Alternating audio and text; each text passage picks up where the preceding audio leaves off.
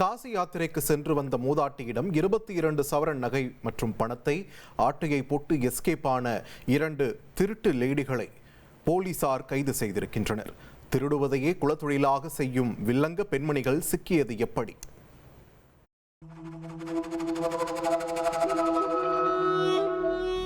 சோகமான முகத்துடன் காவல் நிலையத்தில் நின்று கொண்டிருக்கும் இந்த 2 நைட்டி நாயகிகளை பார்த்து ஐயோ பாவம் என பரிதாபப்பட வேண்டாம்.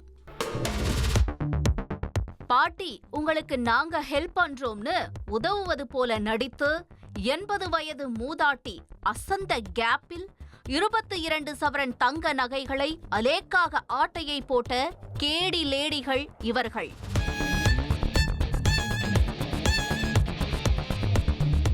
திருடுவதை குலத்தொழிலாகவும் ஏமாற்றுவதை வாழ்நாள் லட்சியமாகவும் கொண்டிருக்கும் இந்த திருட்டு அம்மணிகளின் பின்னணியை அறிய செய்தியாளர் அக்பர் அலியுடன் களத்தில் இறங்கினோம்.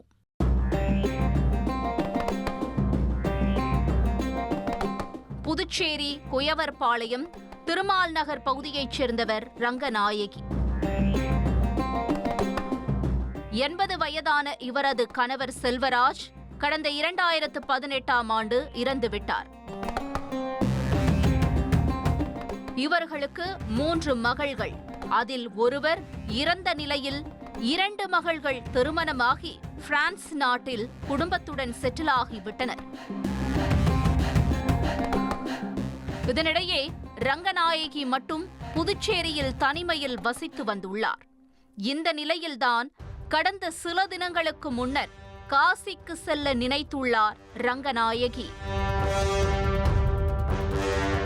இதனால் வீட்டிலிருந்த 22 சவரன் நகை, 1,10,000 ரூபாய் ரொக்கம் ஆகியவற்றை தனது குடும்ப நண்பரான ஃபாத்திமா என்பவரிடம் கடந்த செப்டம்பர் 8ஆம் தேதி கொடுத்துவிட்டு 10ஆம் தேதி ரயில் மூலம் காசிக்கு புறப்பட்டுள்ளார். 3 மாதங்கள் காசி யாத்திரை முடித்துவிட்டு சென்ற 24ஆம் தேதிதான் புதுச்சேரிக்கு திரும்பியிருக்கிறார் ரங்கநாயகி. இதனையடுத்து ஃபாத்திமா வீட்டிற்கு சென்று கொடுத்த நகை பணத்தை திரும்ப வாங்கி ஜோல்னா பையில் வைத்துக்கொண்டு தனது வீட்டிற்கு நடந்து சென்றுள்ளார். சரியாக நெல்லித்தோப்பு சிக்னல் அருகே ரங்கநாயகி சாலையை கடக்க முயன்ற போது 30 வயது மதிக்கத்தக்க 2 பெண்கள் ரங்கநாயகியை அணுகி, பாட்டி, நீங்க ரோடு கிராஸ் பண்ண நாங்க ஹெல்ப் பண்றோம், எங்க கைய புடிச்சுக்கோங்க என பாசமாக கூறியுள்ளனர். இதனை நம்பி அவர்களின் கையை பிடித்துக்கொண்டு ரங்கநாயகி சாலையை கடந்துள்ளார். அப்போது அந்த 2 பெண்களும், என்ன பாட்டி, ஜோல்னா பை வெயிட்டா இருக்கு என கிண்டலாக கேட்க, ரங்கநாயகியும் பையில் நகைகள் வைத்திருக்கும் விஷயத்தை வெகுளித்தனமாக கூறியிருக்கிறார். அதனைத் தொடர்ந்து அந்த 2 பெண்கள் ரங்கநாயகியை இருபுறமும் அணைத்தபடி சாலையை கடக்க உதவி செய்து திருவள்ளுவர் சாலை சந்திப்பில் உள்ள தனியார் ஹோட்டல் அருகே விட்டுச் சென்றனர். ஆனால் அவர்கள் சென்ற பிறகு ஜோல்னா பை லேசாக இருப்பதை உணர்ந்திருக்கிறார் ரங்கநாயகி. உடனே பையை சோதித்தபோது அதில் வைத்திருந்த நகைகளும் பணமும் மாயமாகி இருக்கிறது. இதனை கண்டு அதிர்ச்சியடைந்த மூதாட்டி அந்த 2 பெண்களையும் அக்கம்பக்கத்தில் தேடி பார்த்திருக்கிறார். ஆனால் அவர்கள் அந்த எல்லையிலேயே இல்லை. இதனையடுத்து உருளையன்பேட்டை காவல் நிலையத்தில் அளித்த புகாரின் பேரில் போலீசார் வழக்கு பதிவு செய்து அப்பகுதியில் பொருத்தப்பட்டுள்ள சிசிடிவி காட்சிகளை ஆய்வு செய்தனர். அதில்தான் மூதாட்டியிடம் நகைகளை திருடிச் சென்றது ஆந்திர மாநிலம் சித்தூர் மாவட்டம் மல்லனூர் கிராமத்தைச் சேர்ந்த 32 வயதான சாரதா, 30 வயதான வள்ளி என தெரிய வந்தது.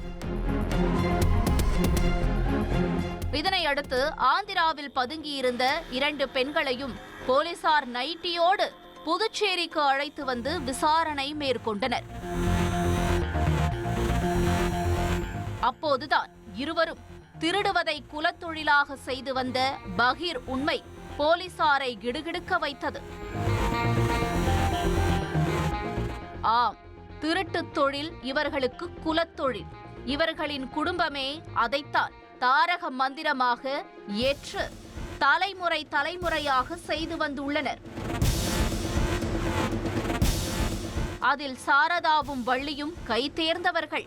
பாலிய சிநேகிதிகளான இருவரும் பள்ளிக்கு சென்றதை விட களவாட சென்ற நாட்கள்தான் அதிகம்.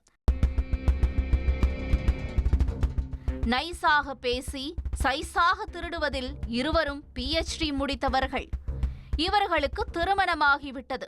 ஆனாலும் கணவன் தனியாக மனைவி தனியாக சென்று திருடுவதுதான் இவர்களது தொழில் யுக்தி.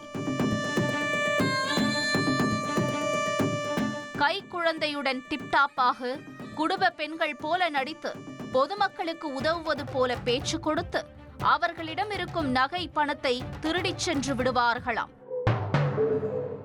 தமிழகம், ஆந்திரா, கர்நாடகா மற்றும் கேரளா ஆகிய மாநிலங்களுக்கு குடும்பத்துடன் சென்று கூட்டம் அதிகமாக உள்ள இடங்களை குறிவைத்து தொடர் திருட்டு சம்பவங்களில் ஈடுபடுவதும் வழக்கம். அப்படி திருடிய நகைகளை புரோக்கர் மூலம் விற்று சொந்த ஊரில் சொகுசு வாழ்க்கை வாழ்ந்தது விசாரணையில் தெரிய வந்திருக்கிறது. இதேபோல புதுச்சேரியிலேயே பல திருட்டு சம்பவங்களில் ஈடுபட்டதாக தெரிகிறது. ஆனால் இந்த முறை பெரிய வேட்டையில் இறங்கியதால் போலீசாரிடம் வசமாக சிக்கி இருக்கிறார்கள். விசாரணையின் முடிவில் திருடர் குல திலகங்கள் சாரதா மற்றும் வள்ளியை போலீசார் கைது செய்து அவர்களிடமிருந்து 7 லட்சம் ரூபாய் ரொக்க பணத்தை பறிமுதல் செய்து நீதிமன்றத்தில் ஆஜர்படுத்தி காலாப்பட்டு மத்திய சிறையில் அடைத்தனர்.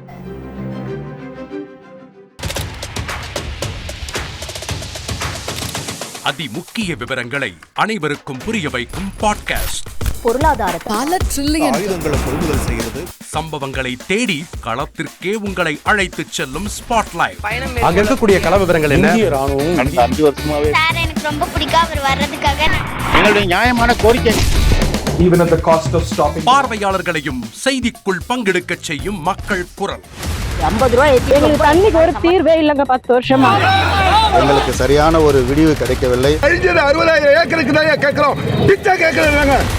புத்தம் புதிதாக வித்தியாசமாக சில இடங்கள்ல பாகிஸ்தான்லயே பாராட்ட வேண்டாம், ஆனால் அதற்கு கொச்சைப்படுத்த வேண்டாம் என்று நான் கேட்டுக்கொள்கிறேன். மதத்தால் இனத்தால் மக்களை எப்படியெல்லாம் பிளவுபடுத்த முடியுமோ அந்த பிளவிற்குண்டான ஆயுதமாக இந்த மாநாட்டை அவர்கள் பயன்படுத்த நினைக்கின்றார்கள். அரசியலிலிருந்து சினிமா தனித்து இயங்க முடியாது. அனைத்தும் உங்களுக்காக. எப்போதும் இணைந்திருங்கள் தந்தி டிவியுடன்.